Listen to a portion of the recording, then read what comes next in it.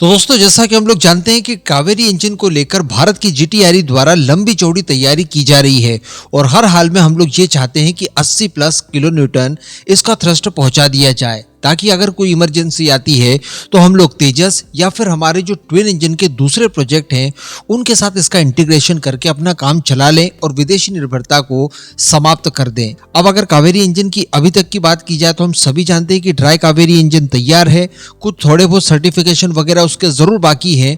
वो हो जाने के बाद तत्काल इनका इस्तेमाल हम लोग आवरा यूसीएवी में कर पाएंगे, जिसे कि मिनी बॉम्बर कहा जा रहा है, छोटा एम का कहा जा रहा है। और भारतीय वायुसेना के लिए ये बहुत ही ज्यादा और महत्वपूर्ण क्रूशियल रोल प्ले करने में सक्षम होगा।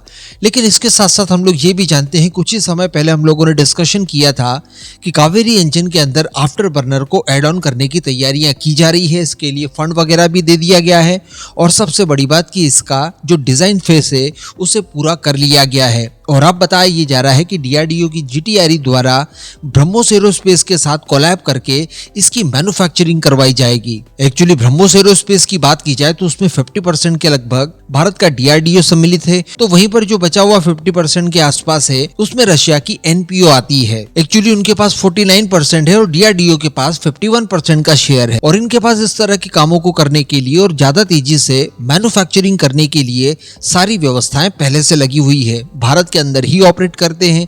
इस वजह से इनके साथ ये कोलैब किया गया था। अब इसी को लेकर बताया ये जा रहा है कि ब्रह्मोस एरोस्पेस के साथ मिलकर डीआरडीओ की जीटीआरई द्वारा पहला आफ्टर बर्नर सेक्शन जो कि कावेरी इंजन के अंदर इंटीग्रेट किया जाएगा उसे तैयार कर लिया गया है। जी हाँ, ये बहुत बड़ी और बहुत ही सुखद खबर मानी जा सकती है भारत के एविएशन सेक्टर से। यहाँ पर दोस्तों बताया ये जा रहा है कि इस समय हमारा उद्देश्य ये है कि आफ्टर बर्नर को एड ऑन करने के बाद इसका थ्रस्ट जो है वो 29 किलो न्यूटन थ्रस्ट तक बढ़ जाए। अगर ऐसा होता है तो ये आसानी से 80 किलो न्यूटन थ्रस्ट के आसपास पहुंच जाएगा, क्योंकि ऑलरेडी ये 50-51 के लगभग पहुंच जाता है। तो इतना थ्रस्ट मिल जाने के बाद ये किसी ट्विन इंजन में तो इस्तेमाल किया ही जा सकेगा, जैसा कि अगर हम लोग इसका इस्तेमाल टेडबीएफ में करना चाहें वहां आप आसानी से कर सकते हैं, इवन तेजस के अंदर भी कर सकते हैं। आप सभी को याद होगा एक बार हम लोगों ने डिटेल में डिस्कशन किया था कि इसका थ्रस्ट अभी भी यानी 80 किलो न्यूटन थ्रस्ट हो जाने के बावजूद 5-6 किलो न्यूटन थ्रस्ट कम है अमेरिकन जनरल इलेक्ट्रिक की F404 इंजन की तुलना में। लेकिन ट्विस्ट वहीं पर आता है, F404 engine 85 kilo Newton thrust के आसपास देता तो जरूर है,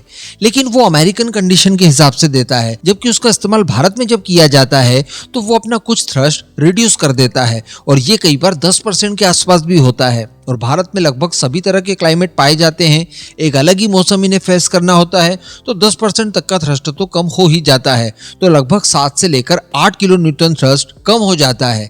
इसके बाद भी ये तेजस के लिए पर्याप्त माना जाता है।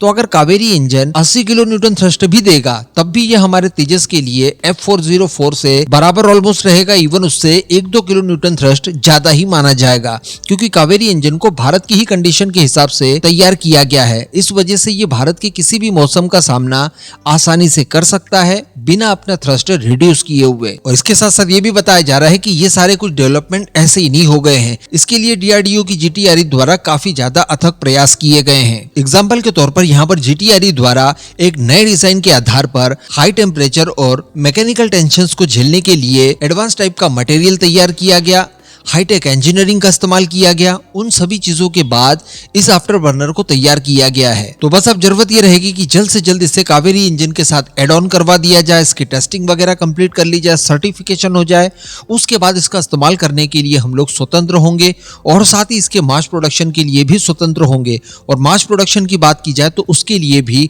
ब्रह्मोस एरोस्पेस के अच्छे इंफ्रास्ट्रक्चर वगैरह को हम लोग आधार बना सकते हैं। इसी का उपयोग करते हुए भारत के अंदर एक बड़े स्केल पर इनकी मैन्युफैक्चरिंग वगैरह आसानी से कर सकते हैं। तो अगेन यहाँ पर डीआरडीओ द्वारा एक बधाई के पात्र काम किया गया है। इस पूरे मुद्दे पर आपका क्या मानना है नीचे कमेंट करके जरूर बताइएगा।